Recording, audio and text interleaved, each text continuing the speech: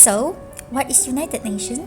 United Nations is a very huge intergovernmental organization. It aims to keep the world peace and also become a central for promoting cooperation and harmonizing the actions of other countries. Among the most effective achievement of the international organization is the event of a body of international law.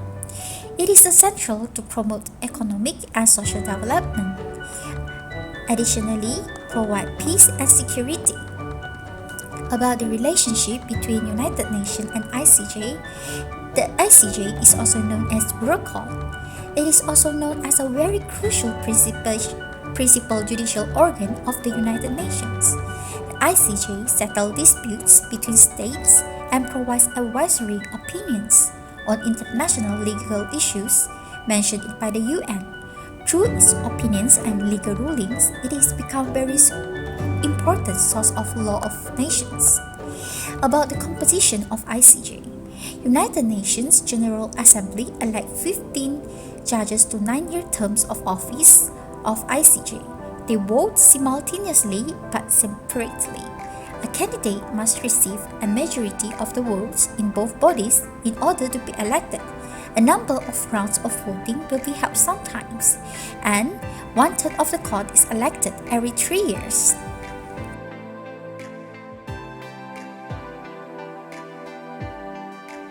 First, we will look at the jurisdiction of the ICJ, which is it has divided into two parts: the contentious cases and advisory jurisdiction. In contentious cases, the purpose of this is for the court to settle the dispute between the state, and only the state can become party in this case. For the advisory jurisdiction, the state members together with international organization can apply under this jurisdiction. The purpose of this advisory jurisdiction is to help the members and the organization to seek answer for any legal question related to international law. We will move on to the law applied, which is under Article 38 of Statute of the ICJ. In this article, it gives authority to the court in applying any rules that relate with the case, such as international convention, custom, and general principle of law that have been recognized by the civilized nation. Let's move on to the procedure in handling cases by ICJ. It's also divided into two ways. Under contentious cases, it starts with the consent of the party. Second, application of the cases by the party. Third is the proceeding. Fourth is the objection of the party, if any, and lastly, the judgment by the court. The advisory is first start with the file written request by the party. Second, the court will gather information regarding the question. Third, there is a written statement if the court need from the parties. And lastly, there is a delivery of advisory opinion by the court for the last move.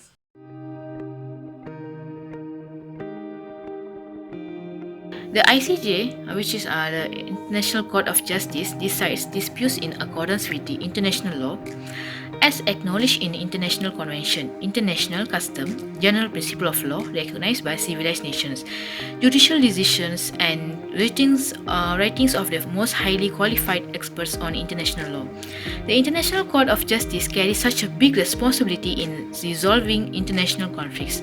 The International Court of Justice has been established to attain those goals and establish justice and to avoid wars, as the court is the most significant reference in international law and its interpretation and its application, so it does not take a decision on international law without its opinion.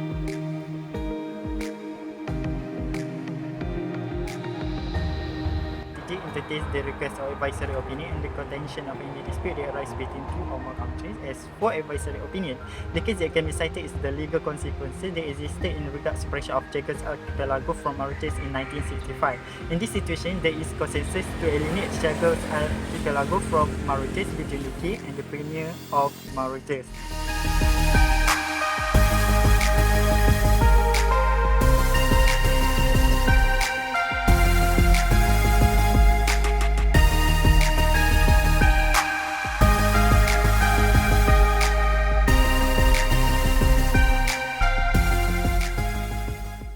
Throughout its existence, the ICJ has been a frequent target of criticism for its failures and shortcomings. There are a few issues that have always been debated and criticized on the ICJ judgment. A major point leveled against court is the consent-based nature of its jurisdiction. For a dispute to be adjudicated, both parties need to consent to appearing before the court. Otherwise, it would stand for a usurpation of state sovereignty. Furthermore, resort to the Security Council comes with its own set of criticisms about the body's institutional competency.